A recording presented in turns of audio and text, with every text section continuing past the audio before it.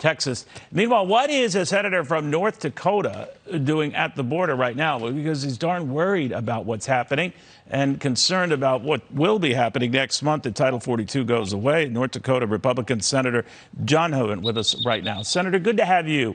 You're there today. Why? You know, it's really to call attention to what's going on at the border. As you said, we have our National Guard down here helping the Border Patrol and Customs and Border Protection. They're doing a tremendous job, but they're already overwhelmed. And if the administration ends Public Health Order 42, that's just going to increase, and they'll lose operational control of the border. We're here in the Del Rio sector. I've been in the Rio Grande sector.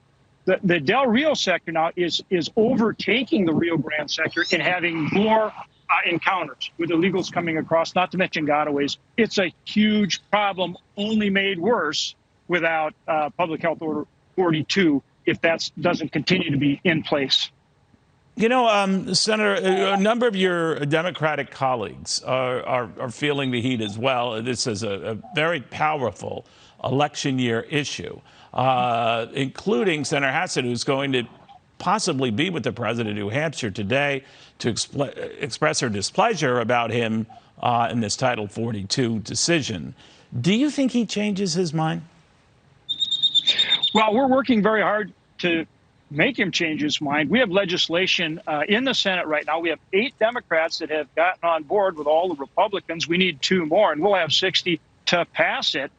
So we're trying to put pressure on not only through the legislative process, through Congress, but also in the courts. We're pressing it in the courts as well, and then being down and calling attention to the problem so that the public pushes the administration too. And I'm, you know, obviously, I believe we have to push through all these measures because it's not just Public Health Order 42, Neil. It's also the Remain in Mexico policy and the Third Safe Country. Those 3 things would really stop this flow and get it back under control. If I could switch gears, despite where you right now are standing, Senator, the president will also be pushing more infrastructure spending today in New Hampshire, and that is the ticket to help the economy and even deal with inflation.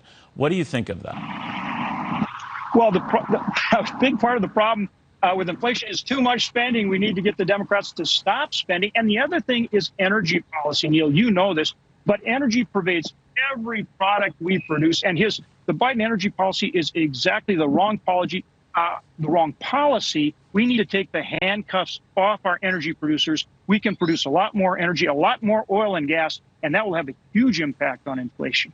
So what did you think when the president opened some federal lands, albeit just a tiny percentage, to oil lease activity, but took away 80% of all other lands that the industry was seeking? Exactly. Again, he puts Band-Aids on the problem rather than solving the problem. That's a perfect example. So he puts a moratorium on leasing both onshore and off on federal lands because look at the price of gasoline at the pump. It's more than doubled. Look at the cost of energy in every single product. So then he says, oh, okay, fine, he better take the moratorium off.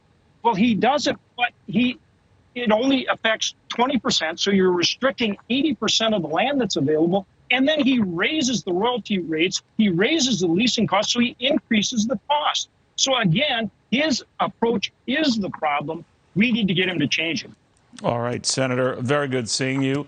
And good seeing you at the border. Senator John Hoeven of North Dakota, Thanks. Long way from the border, but coming at a time when those in both parties are now saying something has got to be done because it's going to explode on us if it isn't already exploding.